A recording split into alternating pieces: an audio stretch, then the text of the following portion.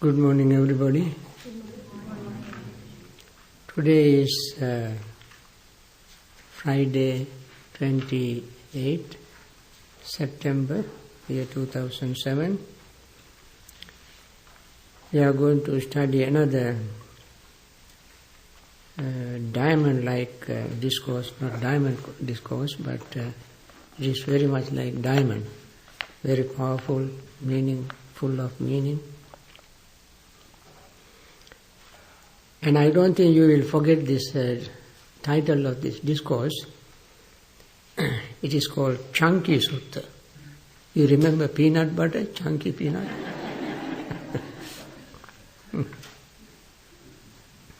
If you remember that, you will never forget this discourse.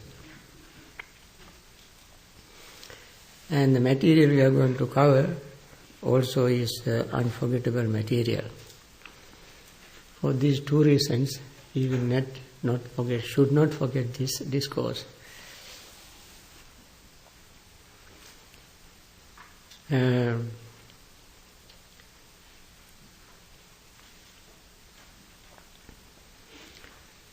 So Buddha, on his traveling, he traveled to Kosala state, and wherever he went, his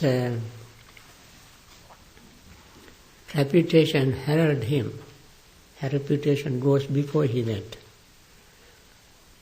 And everybody began to talk about the Buddha. Now he is very famous. He is a celebrity now. Everybody knows of him. And even before he went there, people started talking about him. So, then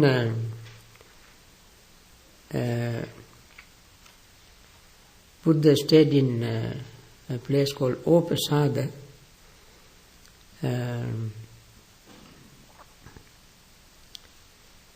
in a forest called Devavana. Devavana is translated as a God's grove. Perhaps many devas might have been going there for picnicking. So, when the Buddha went and stayed there, then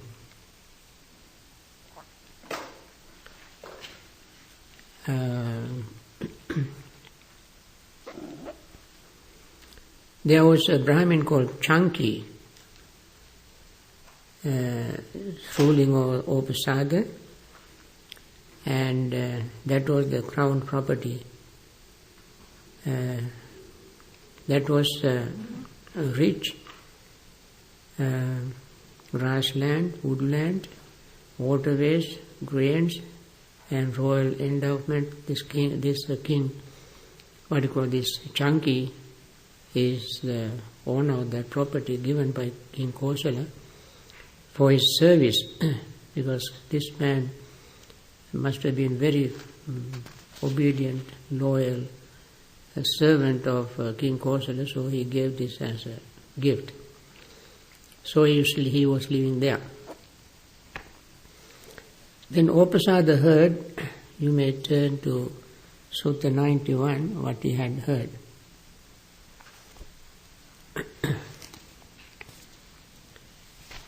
He heard about the Buddha, and this is the reputation. These are the things he heard about the Buddha.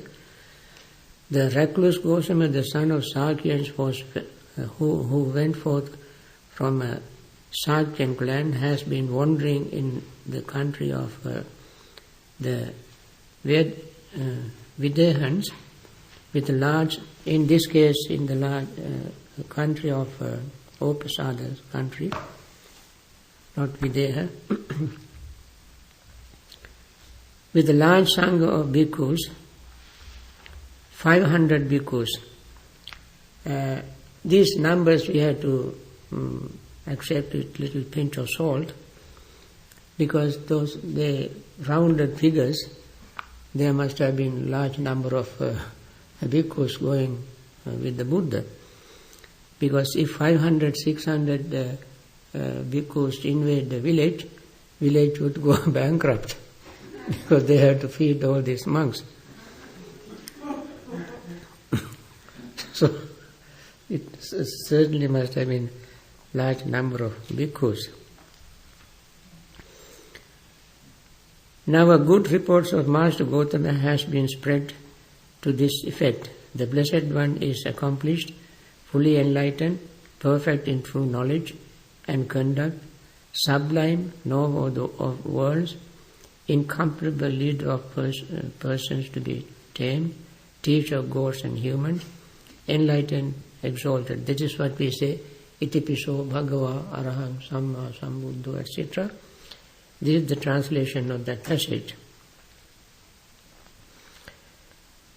Each of these words needs a great deal of explanation to understand them fully, but our time is so limited, I refrain from going into detailed explanation of these words. But just remember, this is the translation of that passage.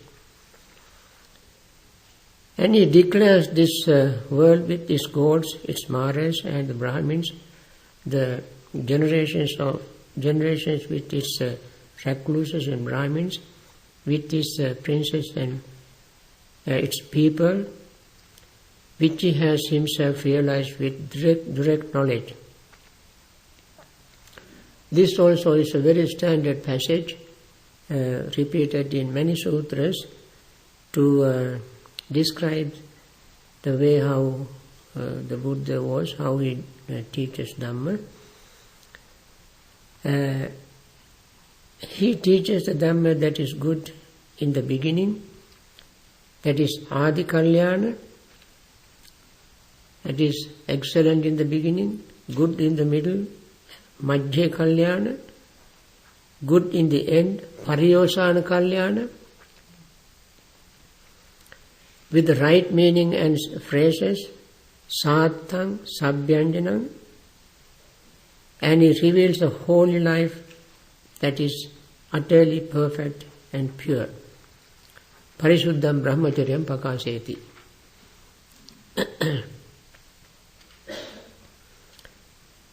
So now it is good to see such arahants. So this is what Canki heard. So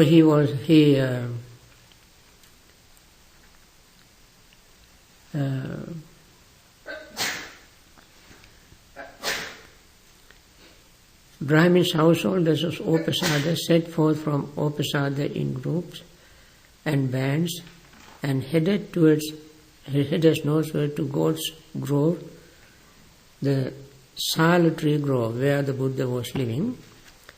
Then, when these people are going, now Canki on that occasion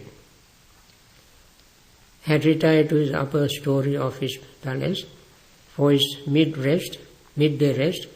Then he saw the Brahmins, householders of Upasada, setting forth from Upasada in groups.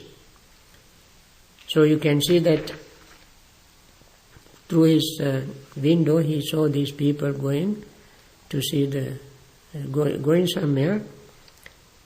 So then he was so inquisitive, he asked the minister, his minister, to go and find out where these people are going. Then they said they are going to see the Buddha. Then when minister came and returned this, Canki says, please wait, sirs. The Brahmin Canki will also go to see the recluse Gautama. So this minister returned and told people. When he went and reported this to Canki, and Canki said he also wanted to go, then he returned to people and said, please wait, Canki is coming, Brahmin Canki. So they waited. Then these people heard the Brahmin Canki, it is said, is going to see the recluse Gautama. Then they went to Brahmin Canki and asked him, "Sir, is it true that you are going to see the recluse Gautama?"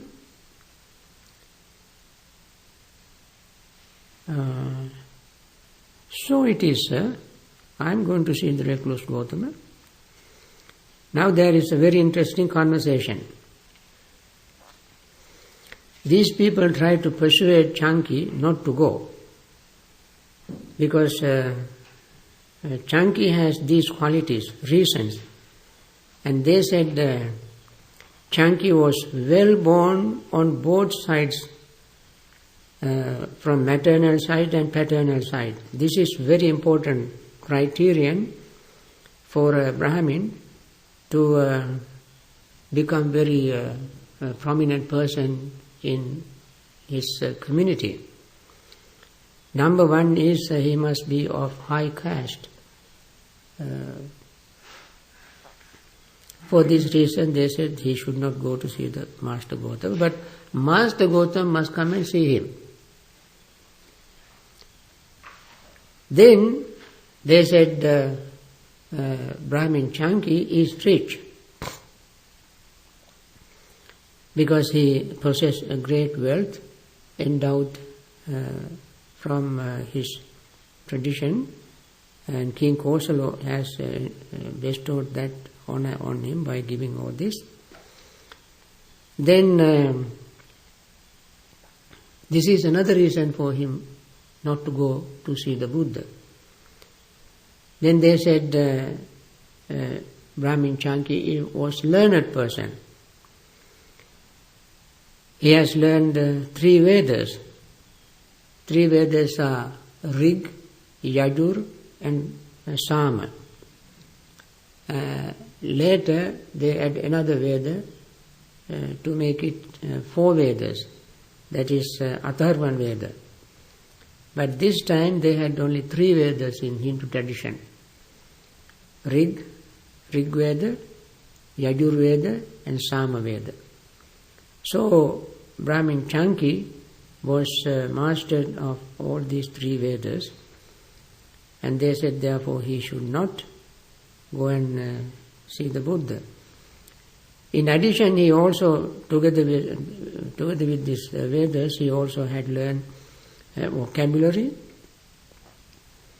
liturgy, phonology, etymology and history. These are the 5 subjects they are supposed to know.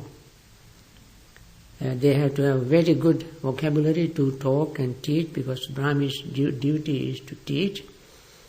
They should not have a poor vocabulary. And liturgy, they are chanting and incantations and so forth should be very good. Their phonology also should be good. Etymology, to analyze words, phrases, grammar and so forth. They must know the roots and so forth. And they should know history. This is number 5. And Canki was well versed in philosophy, in Hindu philosophy. And he knew grammar quite well. And therefore he also knew natural philosophy, and therefore he was a well-respected person. Moreover, he has comeliness, personal beauty, handsomeness. This is another reason that he should not go to see the Buddha. And he has virtues, sila, mature in sila, possessing maturity in sila. So he should not go and see the Buddha. He was a matured person, older person. And he also was a good orator, good speaker. with good delivery, because he knows the language, he knows the grammar, he knows the diction and everything, accent and all that is necessary. He knew everything, so he was a good speaker. And he was very polite, courteous. That is another reason that he should not go and see the Buddha. Moreover, he is a teacher of teachers. Guru. Not only just a teacher, but he is a teacher's teacher. And he has 300 students, Brahmin students. These students are not of any lower status of the society. These students also are Brahmin students, coming from very, very high class of the society. Not 10 or 20, but 300 of them. And he is very highly honored, respected, revered, venerated, and esteemed by King Pasenadi Kosala. So he is not an ordinary person. For this reason, they said he should not go. And he is revered, venerated, respected, honored by Pokkarasadi, another very big Brahmin. So Canki was not persuaded. He said, well, sir, still I must go and see the Buddha. And he found in the Buddha more qualities for him to go and see the Buddha. And he said, Buddha also comes from well-born on both sides, pure maternal and pure paternal. Up to 7 generations. Buddha came from a Sakyan family, purebred, not hybrid. So,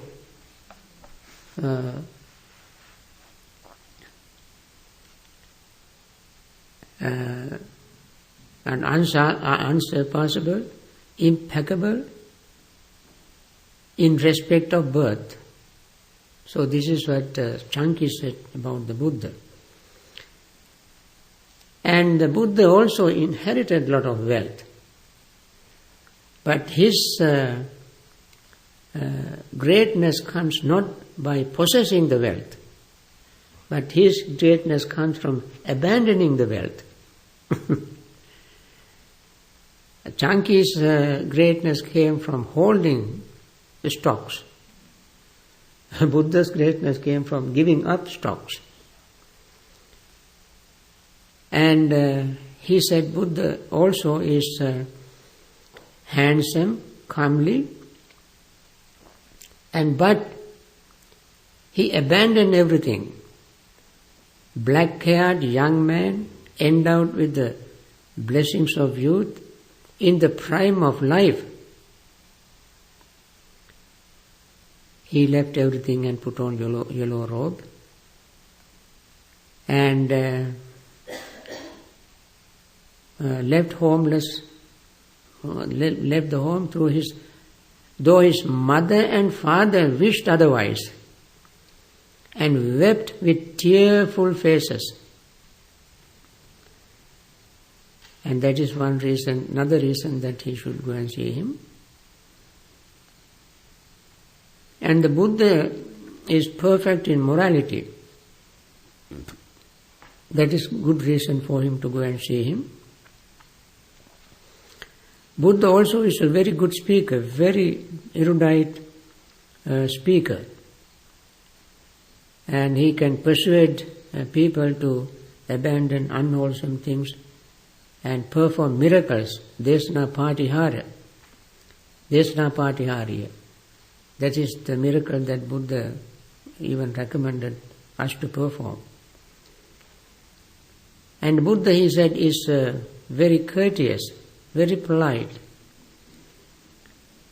and very distinct, flawless, and communicate the meaning. And Buddha is not only teacher of human beings, but he is a teacher of both humans and divine beings.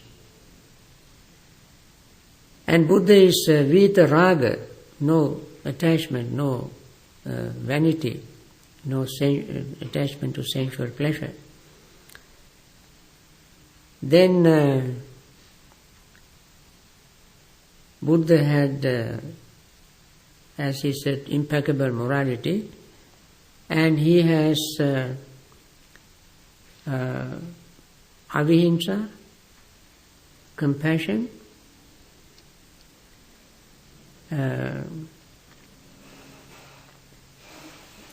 and he comes from aristocratic family,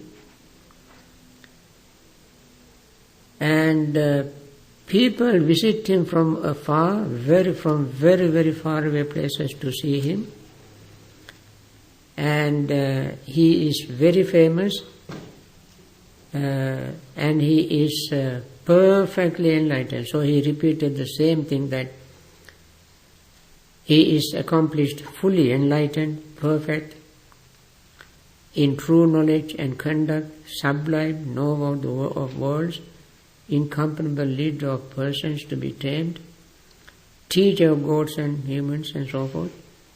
And Buddha also is accomplished with 32 physical marks, which Canki did not have. Having said all these things, you see, Gautama's Samana Gautama, now still they don't call him the Buddha, still they call him Samana Gautama.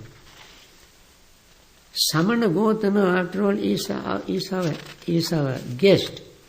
He came to our village. It is our duty to go and see a visitor, the guest. Not we should expect guests to come and see us. These are the reasons for him to go and see the Buddha. So when he went there, and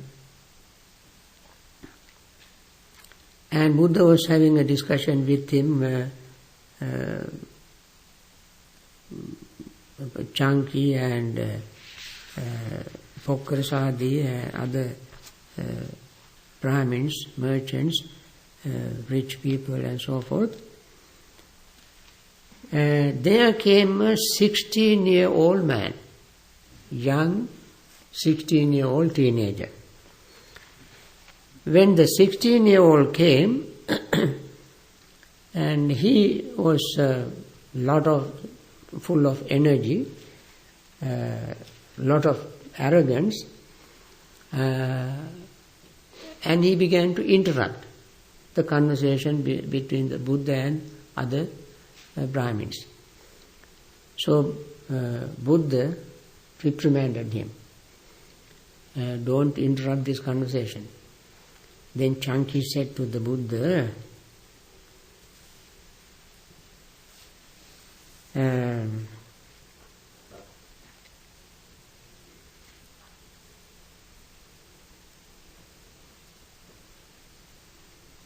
this young man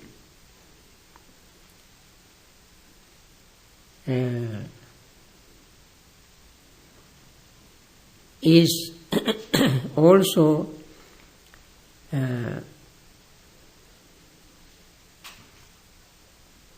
he was a master of the 3 Vedas, just like Canki, with their vocabulary, liturgy, phonology, etymology, history, and so forth, philosophy, grammar, and all this. And therefore, Canki said, Master Gautama, let not the Venerable Gautama reprimand this young man. Let not Master Gautama rebuke the Brahmin students, Karpatika. This young man's name is Karpatika. Brahmin's Kapataka student is a classman. He is very learned. He has a good delivery. He is wise. He is capable of taking part in the discussion with Master Gautama. Then Buddha thought, hey, okay, no problem. If he is better than you, it is better even for me. Because Buddha liked to have discussions with very wise individuals. So Buddha said, surely, since the Brahmin honor him thus, the Brahmin student's Kapataka must be accomplished in the scriptures or the three Vedas. Then this young man, Kapataka,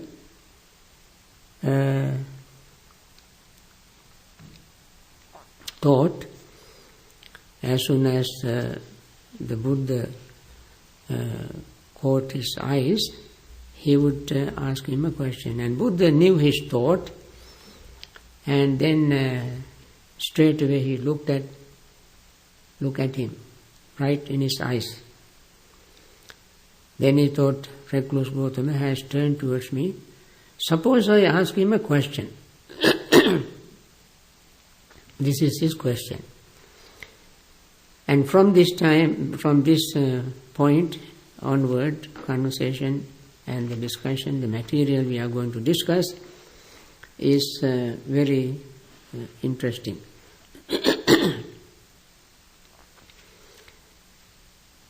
Master Gautama, in regard to the ancient Brahmins' hymns that have come down through oral transmission, and in the scriptures, scriptural collections, the Brahmins come to the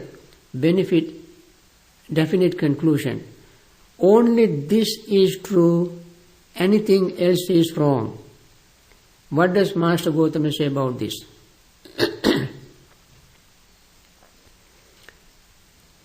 This is very a traditional belief that if something comes from oral tradition, that must be highly respected. So Kapataka was of that view, of that belief, and he said the Vedas are most authentic. It came down from their oral tradition. Therefore, that must be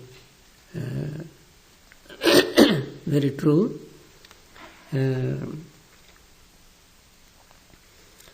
This is called Yamidam Bhogotam Brahmananam Puranam Mantapadam Itihisa Paramparaya Pitak Sampadaya Tattache Brahmana Ete Santi Nittang Gachanti Idameva Satyam Mogamanyanti. That is the passage we have to remember. Idameva Satyam Mogamanyanti. This is true. Everything else is false, wrong. Idameva Satyam Mogamanyam. Mogham Anyam. All others are foolish. Then Buddha questioned him. How then Bharadwaja, among the Brahmins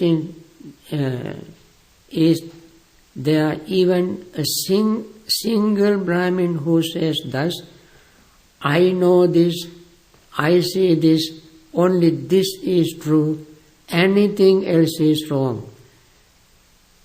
Buddha asked him this question. Is there any Brahmin, a single Brahmin, who says,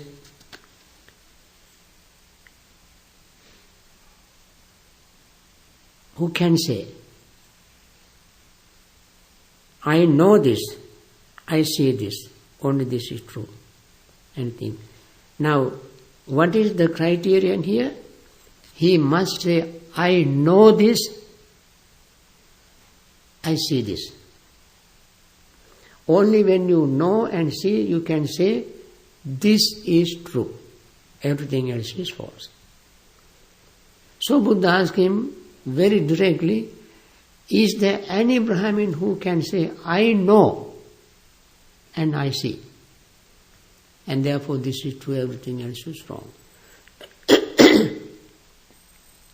So this man said, no, Master Gautama. How then, Bharadwaja, among Brahmins there is even a single teacher or single teacher's teacher, back to the 7th generation of teachers, who says thus, I know this, I see this, only this is true, anything else is wrong. So, if one Brahmin cannot say that, at least his teacher should be able to say that. His teacher's teacher should be able to say that. Or his teacher's teacher's teacher should be able to say that. So Buddha asked, up to 7 generations, is there any person, teacher, can say, I know this, I see this, this is the only truth, everything else is false. So again this young man said, Kapatika said, no, Master.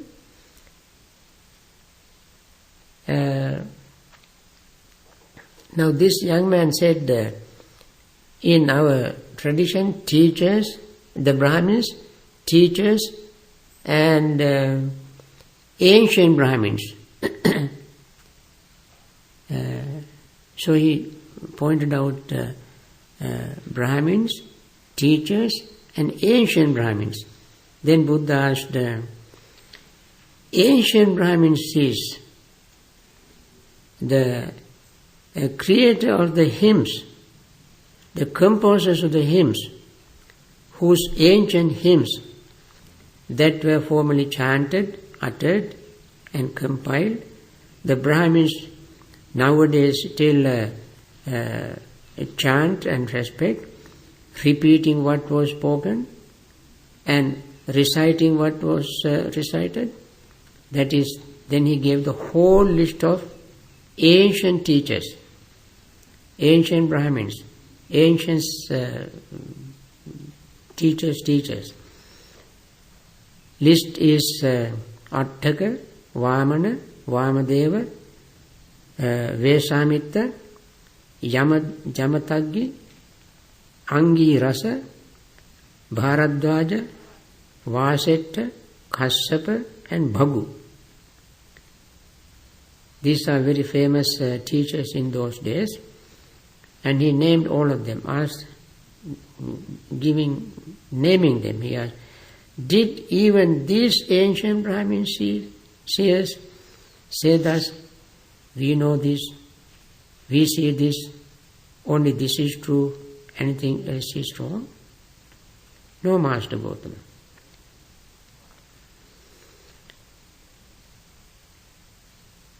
So, see where the Buddha is driving him. Then Buddha asked Bharadwaja. Now this Kapatika comes from the family called Bharadwaja family. And among these very famous teachers, also there is one Bharadwaja. This young fellow belongs to that family. You see the 1, 2, 3, 4, 5, 6, 7th name in this list is Bharadwaja. So Kapatika belongs to that tradition, that family. Therefore Buddha called him Bharadwaja. So Bharadwaja, it seems that among the Brahmins there is not even a single Brahmin who says thus, I know this, I see this, only this is true, anything else is wrong. And Buddha went on asking him, their teachers, not even single one can say, I know this, I see this, and so forth. And their teachers, and so forth.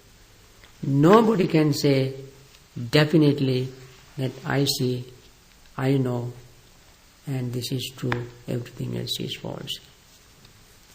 Now this boy was talking about the efficacy of oral tradition, the authenticity, authority of oral tradition. So it is this oral tradition, this authority that Buddha questioned. So people say, this is in our tradition, we believe in this, we know this. So Buddha questioned this. So to Bharadwaja, in regard to their statements, the Brahmins seem to be like blind men, the file of blind men. The first one does not see, the middle one does not see, and the last one does not see. What do you think, Bharadwaja? That being so, does not the faith of the Brahmins turn out to be groundless? It is very, very beautiful simile. The blind leads blind. A blind leads blinds. First blind doesn't see, the middle blind doesn't see, and the last blind doesn't see. So, this is the paradise of blinds. So Buddha says, the Brahmins honor this not only, this Kapatika says, now he now is getting into deeper trouble. In his defense he came up with another reason. The Brahmins honor this not only out of faith, Master Gautama, they also honor it as oral tradition. Then Buddha said, Bharadwaja, first you took your stand on faith. Now you will speak of oral tradition. Oral tradition is actually parampara.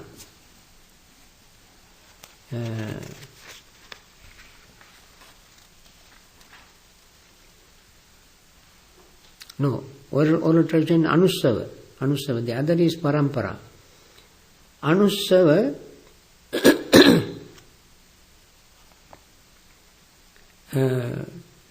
you have heard something from somebody.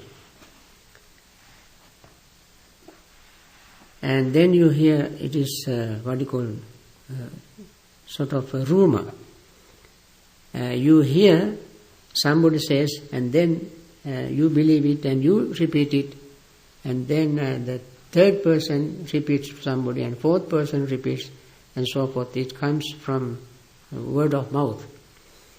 When it goes to 10th, 15th or 20th person, what you have started would be totally, completely distorted, and finally you would hear something totally different.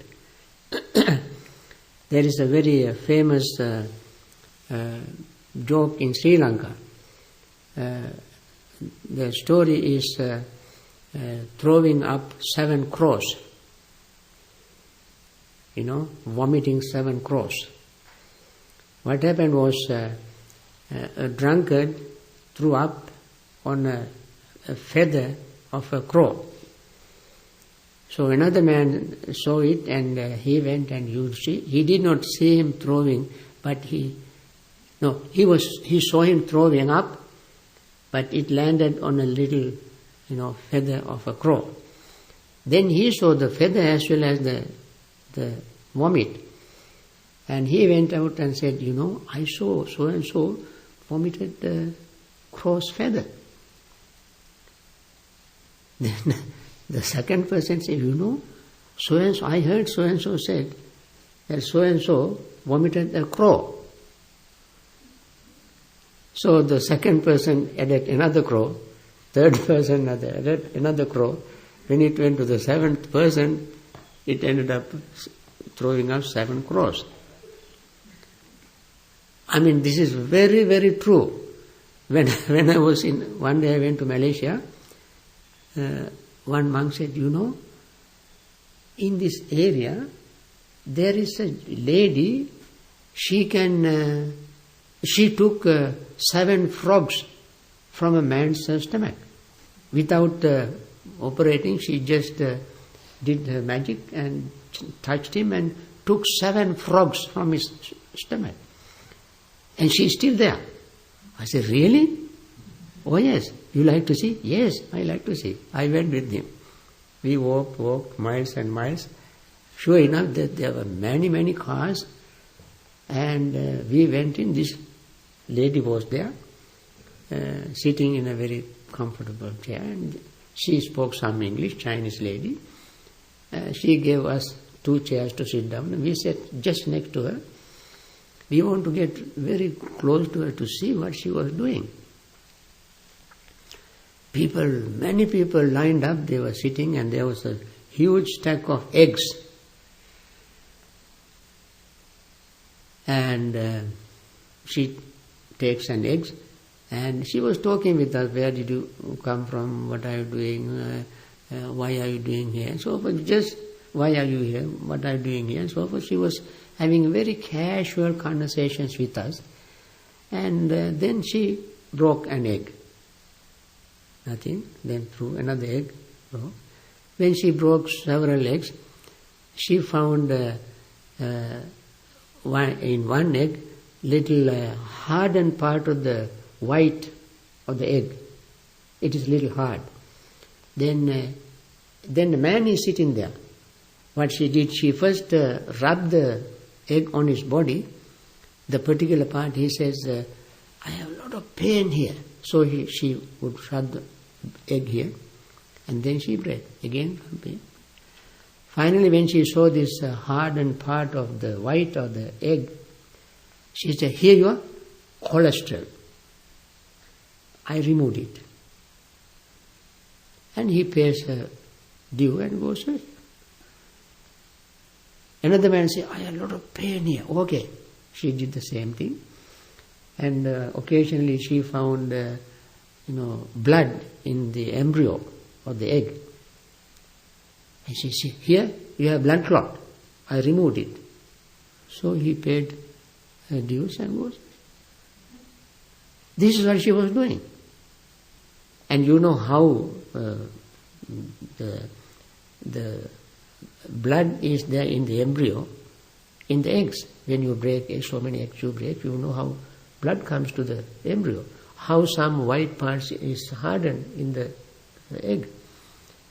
But this lady has been fooling people this way, and they believe.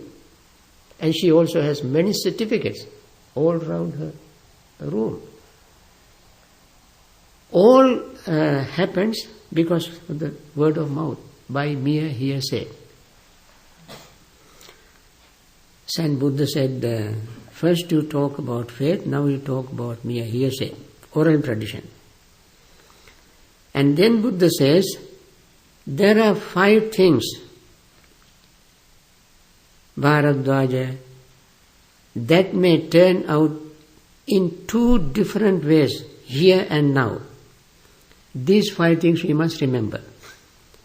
They are, in Pali, Saddha, Ruci, Anussava, Akara Parivitaka, and Ditti Nijjhana Kanti. Perhaps it is too fast for you. Let me say it in English.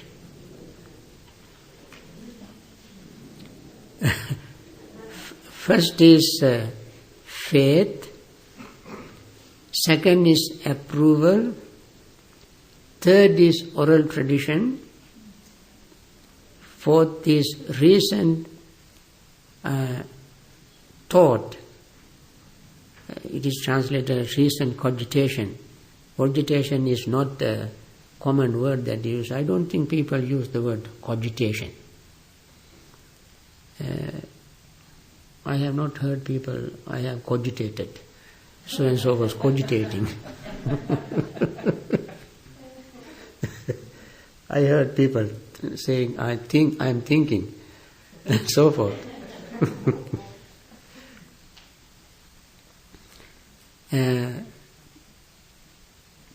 Reason thinking and reflective acceptance. Reflective acceptance in Pali is a nijjhana kanti. Nijjhana, ditti nijjhana kanti. Ditti means view. Nijjhana means concentration. You focus your mind on something very ardently, very intensely, until you come up with some view, belief. That is called ditti nijjhana kanti. So you come to a view, belief, that after pondering, reflecting, concentrating on something for a long period of time. So these are the 5 things. And these 5 things can turn out to be in two different ways. We take one, for example, faith. So Buddha says, now something may be fully accepted out of faith, yet it may be empty, hollow, and false. You see, it can be empty, hollow, and false. On the other hand, but something else may not be fully accepted out of faith. We reject it. We don't accept it out of faith.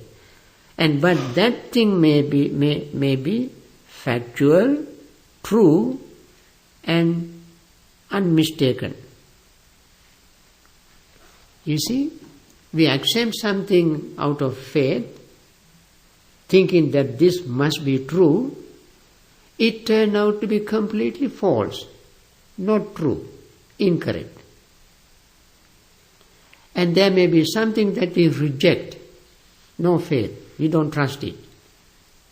But that thing we threw away, did not have any trust and faith in it, may turn out to be factual, true, and unmistaken. These are the 2 ways that faith turns out to be. Second is approval, the same thing. Something may be fully approved and we accept it to be true, but it may turn out to be empty, hollow, and false. Something we do not approve, it may be factual, true, or unmistaken. Third example, transmitted, oral transmission, oral tradition.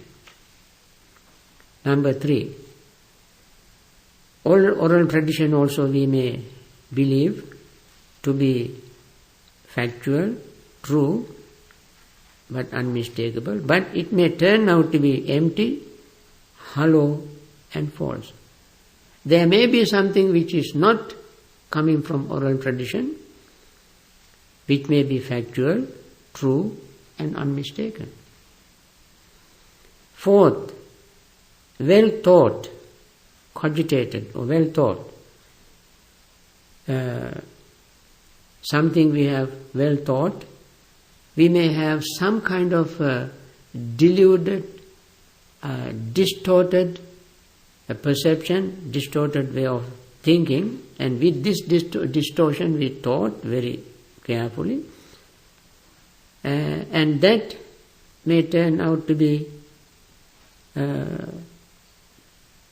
false, empty, hollow and false.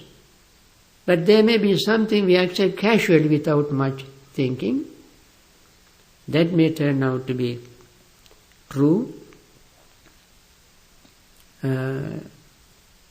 factual and unmistakable.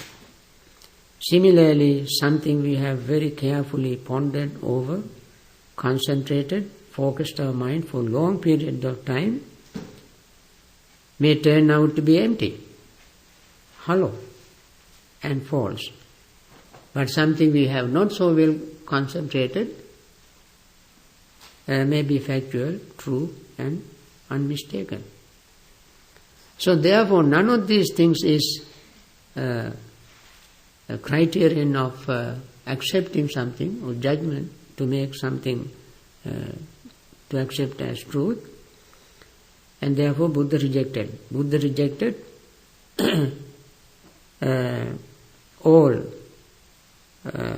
faith, approval, oral tradition, reasoned thought and careful reflection as criteria of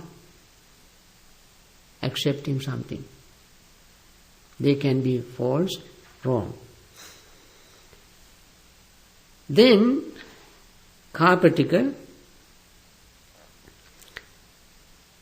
in what way is there the preservation of truth?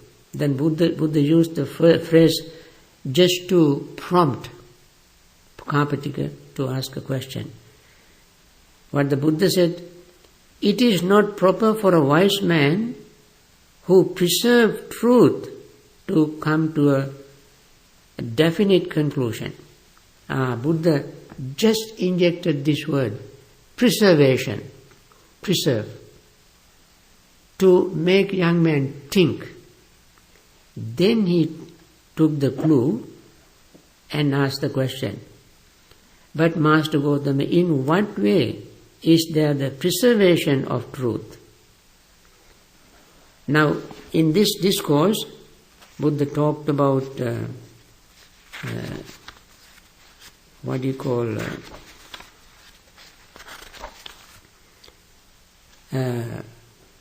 preservation of truth and arriving at truth and realizing the truth.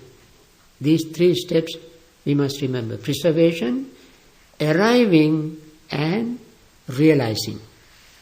So the first thing Buddha wanted to show this young man, how to preserve the truth. That is why he started with this part, asking, telling this, since this young man was very intelligent, Buddha wanted to start the conversation in right direction. Up to this point, Buddha refuted his original views. Now Buddha started his conversation in a different way. It is not proper for a wise man who preserves truth to come to a definite conclusion. Only this is true, anything else is wrong. Then this young man asked this question: how does one preserve truth? We asked Master Gautama about the preservation of truth. Then the Buddha talked about faith. Although he rejected the faith at the beginning, now Buddha uses the word faith. If a person has faith, this is very, very important things to remember. If a person has faith, Bharadwaja, he preserves truth when he says, my faith is this. That's all he says. this is my faith. But he does not say anything beyond that. Buddha said, but he does not yet come to the definite conclusion. Only this is true, anything else is false. So the person does not say, this is my faith, and period, stop. He does not say, this is my faith, this faith is the true faith, or what I believe is true. Then he falls into trapped into a problem. Only he must say, if he has faith, he must say, this is my faith, period, finish, kaput, no more. But if he goes anything beyond that, he gets into trouble. And again, if he says, if a person approves something and he says, this is what I approve, finish. Don't say what I approve is the truth. What I don't approve is not the truth. Don't say that. Then, if he says he receives an oral tradition, he might say, this is what I have received as my oral tradition.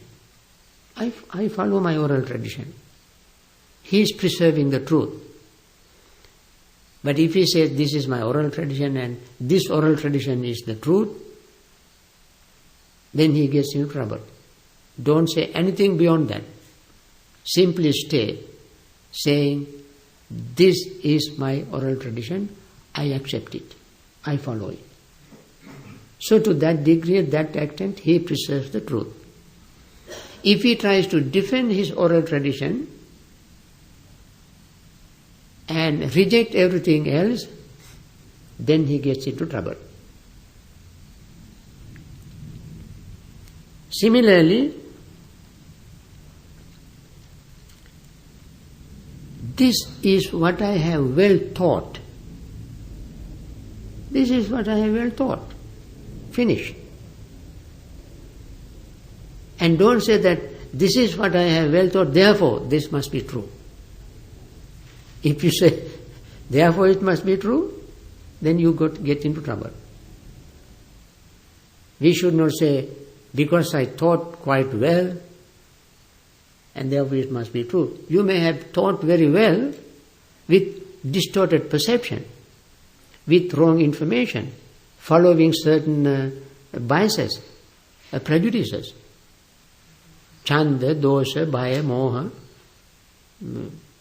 desire, anger, fear, confusion. These things can affect your thinking. With these thoughts, with these emotions, you might have thought very well thought. But still you cannot say what you have thought is the truth and something right. And you may say, this is my reflective acceptance, meaning this is what I have very well focused, concentrated, contemplated for long period of time. It's all right. It is all right. You are entitled to that. But if you say, because you have contemplated on it, concentrated on it, what you have concentrated, what you have thought, reflected is true. You can simply say, yes, I concentrated. That is true. And you cannot say only this is true, anything else is wrong. So, Buddha concluded, in this way, Bharadwaja, there is the preservation of truth. In this way, he preserves the truth. He is very honest to admit, this is all I know. Perfect. But that person gets into trouble. That is why many people who have faith, just faith, you can never persuade them to accept the truth, and they vow, they sacrifice, they will kill themselves, thinking that my belief is right. What I believe is right. Everything else is wrong. That is the whole problem in the world today. They kill anybody to preserve their faith, not the truth, because the faith is not the truth. Faith is just faith.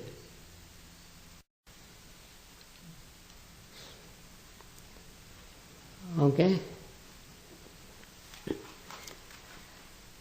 So this man,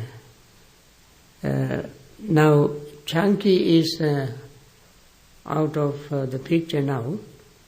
Only this carpenter, young man, took over the conversation with the Buddha, and carpenter just faced out. So carpenter asked the Buddha, we asked Master Gautam about the discovery of truth, how we discover the truth. Then Buddha tells him, suppose there is a bhikkhu living in a village, depending on people. So someone who wants to discover the truth, maybe a householder or his son, goes there and investigates him in regard to 3 kinds of states. This is the step 1. 3 kinds of states. What are the 3?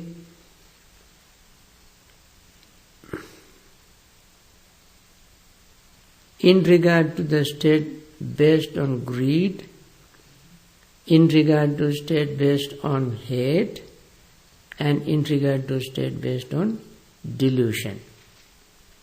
So, when he and there is in this village any state based on venerable one, any states based on greed, such that with his mind obsessed by those states, while not knowing he might say, I know, while not seeing he might say, I see, and he while might urge others to act in a way that would lead to their harm and suffering for a long time. Now, out of greed, without knowing, without seeing, this individual says something which leads to others' harm for long period of time.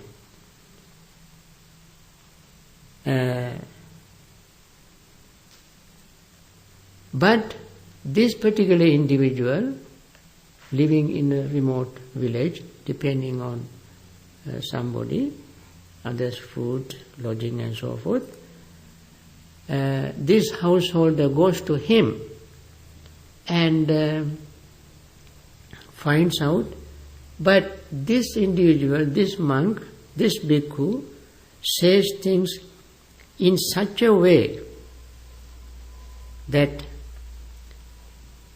there are no such states based on greed in this venerable one. The bodily behavior and the verbal behavior of these venerable ones are not those of one affected by greed. By associating, by seeing, one can observe and understand whether that person's words or behavior is influenced, affected by greed. And if not, the person can conclude, yes, this venerable one does not have greed and does not say things with greed, does not behave in a very greedy way, and the Dhamma that this Venerable One teaches is profound, hard to see and hard to understand, peaceful and sublime, unattainable by mere reasoning. This is what is called atakkavachara. Subtle, to be experienced by the wise. This Dhamma cannot easily be taught by one affected by greed. This is the first step. Just watch and see whether the teacher is full of greed and what he says misleads others and make their future more painful for a long period of time. And if not, you can conclude this Venerable One does not have greed. He does not tell things to people. That means he does not lie. Not knowing, he does not say, I know. Not seeing, he does not say, I see. But he says, I know, I see, because he saw and know. And that means he is not affected by greed. Then the second, he goes and investigates and he finds the same thing. There are in this Venerable One any state based on hate, such as that, such and such. Then he concludes, there are no such states based on hate in this Venerable One. So he comes to his own conclusion the same way. So he knows that this Venerable One teaches Dhamma without hate, without criticizing, without attacking, without insulting anybody. He simply teaches the Dhamma. There is a very beautiful discourse in this book itself. Is called Arana Vibhanga Sutta. Arana Vibhanga Sutta. If you remember the sutta, later you may read it. In that sutta, Buddha tells us how to teach Dhamma without attacking anybody. If we teach Dhamma if we attack somebody while teaching Dhamma, it shows that we have hatred in us.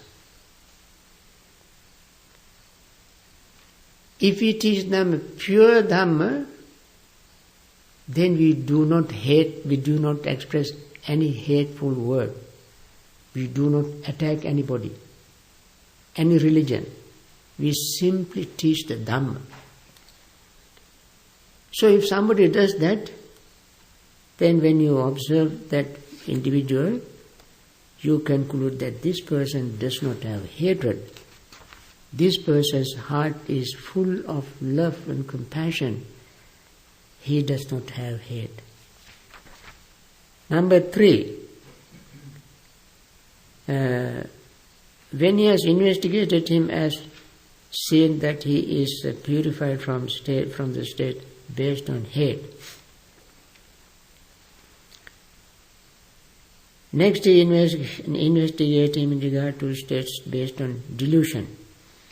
And again he watches and very carefully and concludes that this individual, this venerable monk, does not have,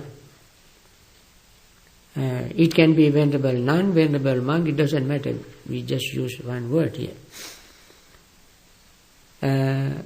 does not have delusion.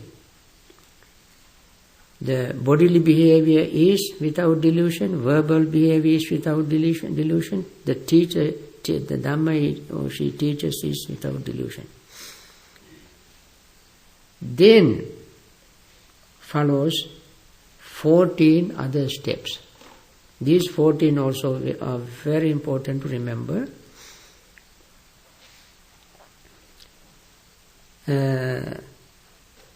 13 of them is to arrive the truth. The 14th is realize the truth. What are the 13 to arrive the truth? As we associate with him, then when he has investigated him and has seen that he is purified from state based on delusion, now based on greed, based on hatred, based on delusion, he knows that his statements, his behavior, his words are free from greed, hatred and delusion. Then he places faith in him.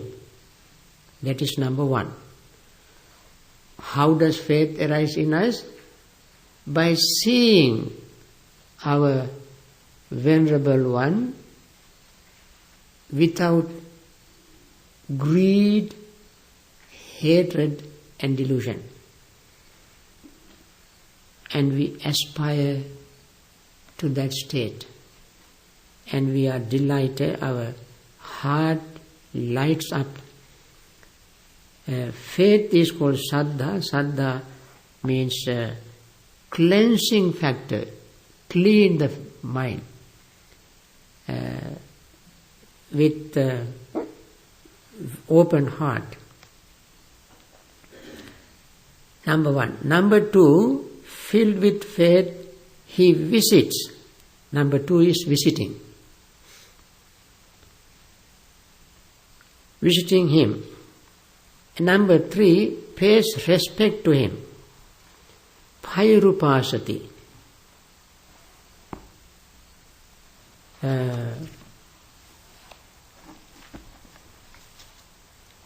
In case you want to know the Pali words, I just read the Pali words if you are interested.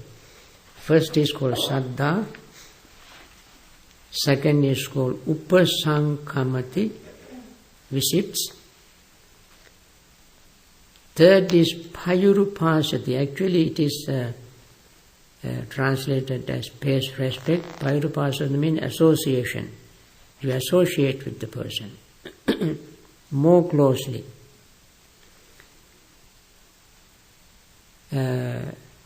Number four, Sotang Odahati. Sota means ear, Odahati means bend. Bend. Number four, he gives ear. When he gives ear, number five, he hears the Dhamma. Dhammang sunati. Dhammang sunati. Having heard the Dhamma, number six, he remembers. Dhareti. Dhareti. Remembers what? Remembers what he has already studied. Then, after remembering what he has studied, number seven, examines the meaning of the teachings he has memorized. Dhatanang dhammanang attang upaparikkati. Dhatanang dhammanang attang upaparikkati. See, he examines the meaning. Number seven. When he examines their meaning, number 8, he gains reflective acceptance of those teachings. Nijjanang kamati. Two Pali words has many English words. Nijjanang kamati. Nijjana is reflecting, thinking. Kamati means tolerance, the teaching. Then then when he has gained reflective acceptance of those teachings, Chandang, number 9, Chandang janeti, zeal springs up. Will arises.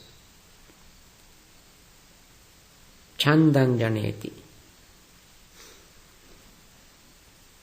When zeal has sprung up, number 10, he applies his will. Ussahati. Chandajato ussahati.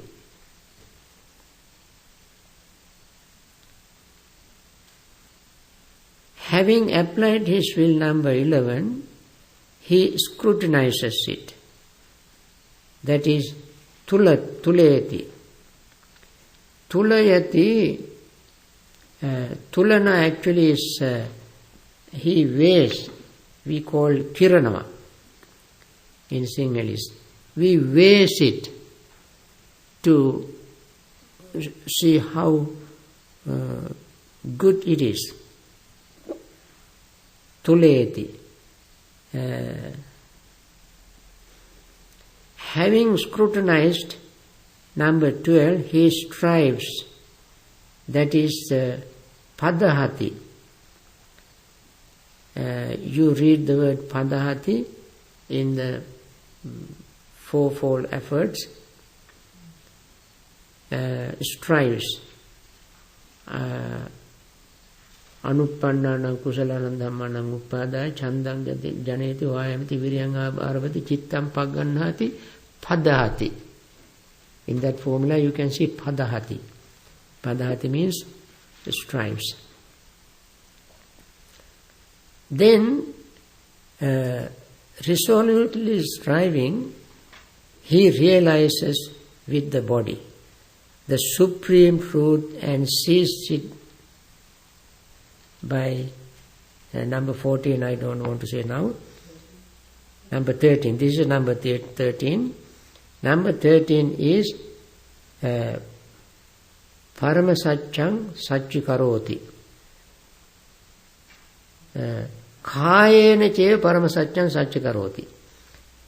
That is, with the body, the supreme truth, and sees it by penetrating number 14.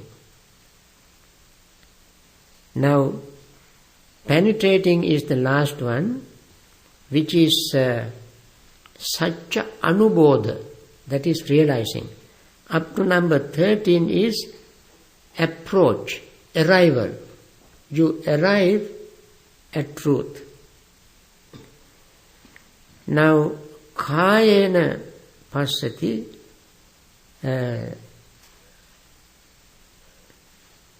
Pahitatu samano Kayena che Paramasacchang Sacchikaroti. Kayena cheva Paramasacchang Sacchikaroti. Sees the truth with the body, meaning sees the truth in these 5 aggregates. There we see the truth in these 5 aggregates. Nowhere else. Truth does not hang from clouds by a string, or it doesn't come with the sunrise and sunset, doesn't come with the stars and trees and winds and snow and so forth. Truth doesn't come like that. Truth is in us, in these 5 aggregates. Paramasacchang Kayena cheva. Kayena cheva. Kayena eva. Eva means only. Only in the body. Paramasacchang Sacchikaro. This word, this very simple, small, what do you call, preposition or little word, preposition maybe, is not translated into English. It is simply said, they simply ignore it. But this little supportive little word has very powerful meaning. Kayena cha eva, only in these 5 aggregates. Only in these 5 aggregates. Form, feeling, perception, thoughts, volition and formations, and volitional formations, consciousness. And in many places in Samyutta Nikaya, Buddha said,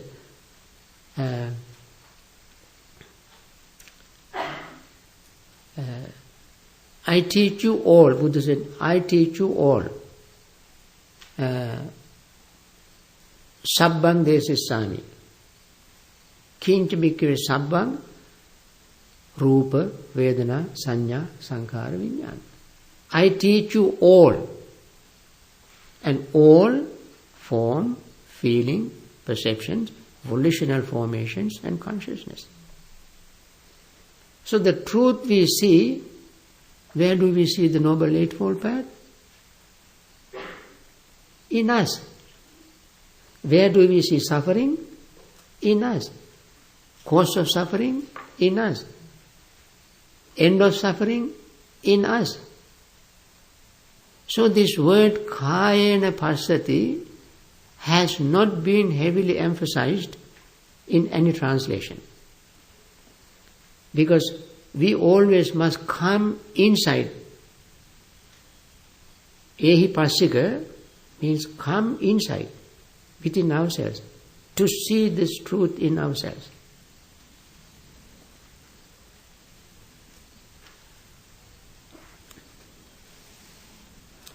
Supreme truth and sees by penetrating it with wisdom. By penetrating it with wisdom is the last stage, that is called Satya Anubodha, realization of truth.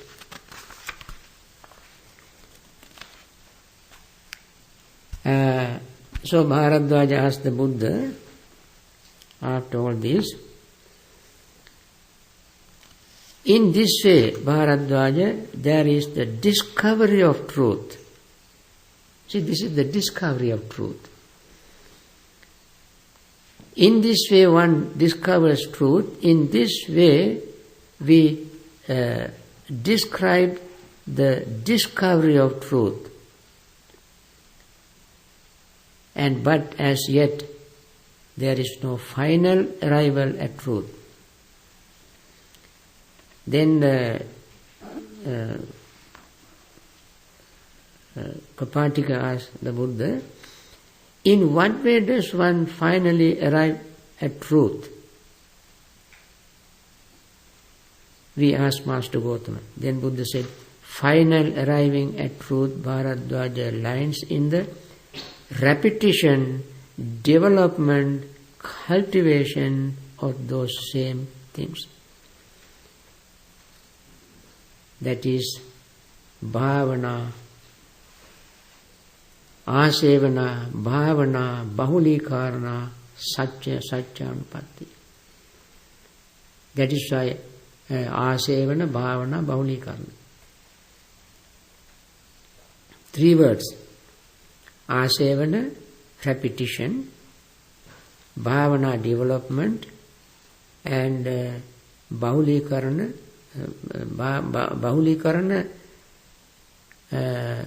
making it more. That word is not translated here.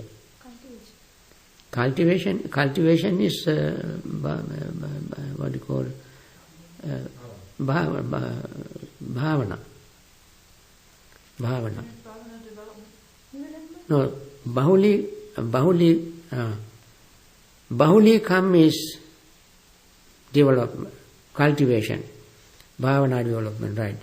So, asevana, bhavana, bahulikarana. These are 3 words, right?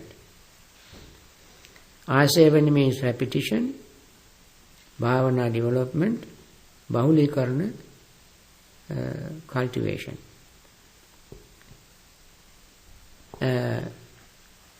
When you have to bring out the image of cultivation. When we cultivate, what happens? You cultivate maybe handful of grain. You sow a handful of grain. Then what happens? You get 1 bushel of grain. That is what happens when we cultivate. Cultivation means multiplying. multiply. More we cultivate, more we multiply. So we have to keep that image in mind when we say cultivate, bhavana. Bhavana means increasing, the wholesome thing keeps increasing.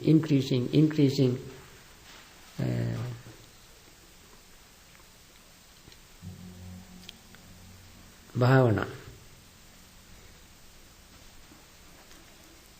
And this is how one finally arrives at truth. So this man once again asked the Buddha, we asked Master Gautama about the things most helpful for final arrival. Then Buddha repeated the whole series from number 13, then went to 12, 11, 10, 9, 8, 7, 6, 5, 4, 3, 1. You look at the list, and if you numbered them, it will be very easy for you to go backward. End up in Saddha. Okay? Have you numbered it in your book? Okay. Then it is very easy for you to go backward to number 1. So begins with number 1, ends with number 1. Because it is just like the relay chariot. Remember that Ratha Vinita Sutta, relay chariot? One depends upon the other. And similarly, this whole series arises dependent upon the other. When you have saddha, you have next step. And then you have next step and so forth. And then when you arrive at the truth and you begin to cultivate, multiply and so forth, and then that depends on penetrating it by through wisdom, and that depends on the bodily realization within this body itself, and that depends on striving, it depends on scrutinizing, that depends on applying will, chanda, and that depends on zeal, and it depends on the what you call mindful reflective acceptance, which depends on examining, that depends on memorizing Dhamma, and that depends on the hearing the Dhamma by paying attention, it depends on visits, that depends on faith, faith depends on association, seeing whether this individual has greed, hatred or delusion. See? If you establish faith in this way, you never lose it. Because it arises from your own conviction. You followed the steps. And you can say, this is how I arrived at truth. This is how I realize it. Not by mere faith. So friends, I think we can end this sutta like this. And finally this young man, just like anybody else, said, from today, let Master Gautama remember me as a lay follower who has gone to him for refuge, for life. He went to the Buddha for refuge, for life. He was committed to life with the Buddha.